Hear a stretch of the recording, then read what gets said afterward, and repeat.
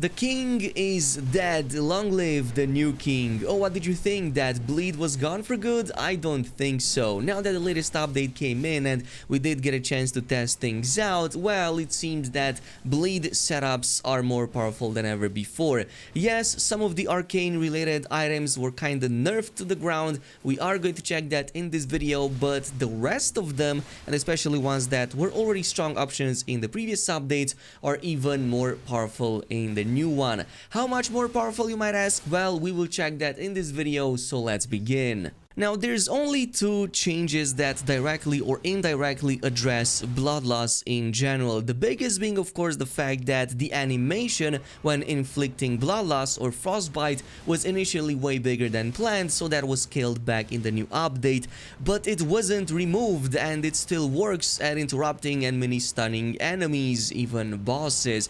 The only big disadvantage here is the fact that A, the swarm of flies definitely is way worse right now, and B, the Dragon Communion seal scales way worse with Arcane, unfortunately, so it's probably no longer the best option in the game in terms of seals, but we're gonna address that towards the later part of the video. In the meantime, I do want to talk about the upsides, and there's one huge right now that we have, which is the Mohgwyn Sacred Spear. Now, the patch notes only list an increase in cast speed, but honestly, this weapon was already in the God tier, so having that amazing spell being casted even faster means that it's way better than ever before. How much better, you might ask? Well, let's just take a look against one of these innocent bosses.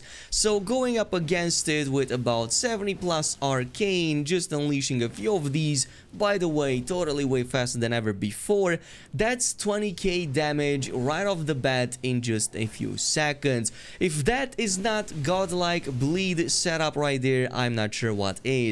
Now, I definitely recommend running this with as much Arcane as possible. Yes, it still has a similar C scaling in strength, but that's obviously for the main melee component. If you want to buff up the spell damage on it, just go with high Arcane, 65 plus, or even like 60 should be enough. That's because the L2 is going to proc a lot more bleeds, also helped by that Arcane, and you essentially deal thousands and thousands of damage super easily. To also make it a little bit more fair, I tested this against some of the endgame bosses. Of course, your mileage might vary since you do need to know a bit about positioning against them, but even then, it was amazing to use. But of course, Elden Beast being the only one that's kind of the exception, since, yeah, it's not going to stack up bleeds too well against it, but everything else is fair game. This brings us to the second reason why Arcane is still the king in Elden Ring, and that has to deal with the two most powerful weapons in the game that apply the bleed blood loss the best, and this is the Bandit's curved sword. Now, what makes this weapon so powerful is A, has already really good scaling, really great base damage, it heavily benefits from Arcane scaling when changing to occult, or even dexterity when changing to bleed, but most important, since these are curved swords, if you power stance them, you essentially have 4 attacks into one on the running L1 and the jumping L1. So it's way better than, for example, the twin blades. Yes, I know that previously I said twin blades were better. Yes, they are better in terms of having more outright damage, but not better at applying bleeds. So that's why I abandoned them in favor of the curved swords.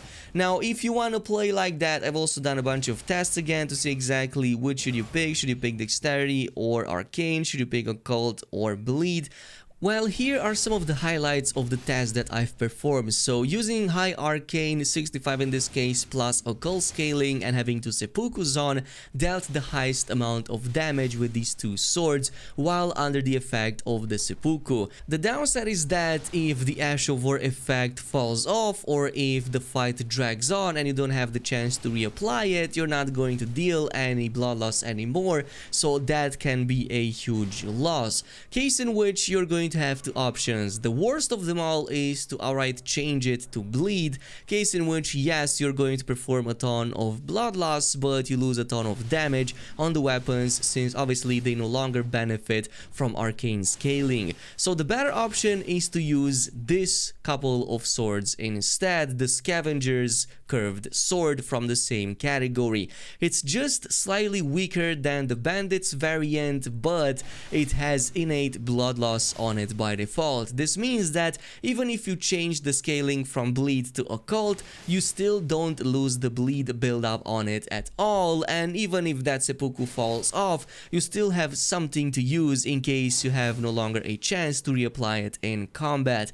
Now, in terms of the talismans, I've changed things around from some of the previous builds that I've created, and this time around my main focus is definitely being as glass cannony as possible. It's going to be a high risk, high reward kind of build here that I'm building, but totally worth it since bosses drop down like flies. So we're using the white mask with the Lords of Blood exaltation to get insane amounts of bonus damage when there's any blood loss in our vicinity, and there's going to be plenty of it, trust me. But I'm also coupling this with the Rotten Wing Sword insignia and the Millicent's per status. That also gives me like a ton of attack power with every successive attack. Now, in the previous updates, you could get both of these from Millicent's quest line. I was informed that this is no longer possible, so you either need to be in Journey 2 or have some friend drop it for you, because you can no longer perform the same kind of like buggy trick to get both of them at the same time. But if you do, it's totally worth it. Just to show you how crazy it can be against just a couple of these enemies using successive attacks, my damage increased by at least 100% more, from about 450 to 500 all the way up to over 1100, which is absolutely massive, and this will increase by even more as the fight takes longer or you take down a lot more enemies. It's going to be definitely worth it, but it's not the only setup in the game that we will explore in this video. Now, another one that was majorly talked about was the fact that Rivers of Blood for some reason might feel worse in the new update, which I think makes no sense, at least not from what I've observed so far. The primary reason why Rivers of Blood was amazing wasn't necessarily the bleed animation doing some kind of interruption, it was the actual Ash of War ability on it, which hasn't changed in the new update. It still deals very high damage, it still does a good job at kind of like stacking enemies in like an animation or staggering them, and you still apply bleed at the same rate as before. So I'm not noticing any difference. The only one you might notice is in PvP, but even that in very few situations. For the most part, Rivers of Blood is still crazy. But moving on, as I've said, bleed builds have become a lot more versatile and a lot more varied, and there's totally an option to build around the Bloodflame Talons in the new update. This is an excellent skill now. It had its cast speed increase, it's now fully spammable, and because you both do an explosion that interrupts enemies and the bleed interrupt itself, you can literally stun lock an enemy before it even gets a chance to do anything, assuming that you can fully release it at once. This stacks up for thousands of damage, but there is one thing noteworthy here, and that's the fact that the Dragon Communion Seal was unfortunately nerfed by quite a lot in the new update. So yes, it still has a max scaling from Arcane, but the scaling itself in terms of numbers is much lower than before. So for example, 74 Arcane in this case only brings it to about 316 in terms of damage scaling for incantations, so that's much lower, about like 50 points lower compared to the previous update. So the choice here boils down to having either high faith or high arcane, but if you go with high faith, you deal more damage outright, but you will lose a ton of the blood loss. Meanwhile, if you go the other way around, you don't have that much damage outright with the initial explosion, but you do have a lot more blood loss, so that's a lot more worth it, since that's the better option.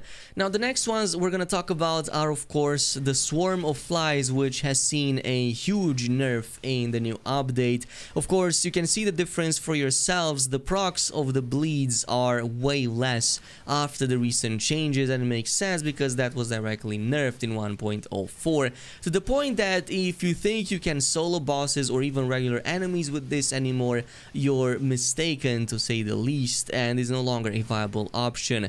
A possible replacement, and also something that works longer range compared to the Blood Talons, can be the Blood Boon, but it's going to work a little bit different. So this one has also been buffed. You can can unleash it way faster, and what it comes in terms of advantages is against big hitbox enemies. If you can line up the entire splatter on the ground and make sure that the enemy steps in it, you're going to deal a lot more blood loss than the swarm of flies ever could previously.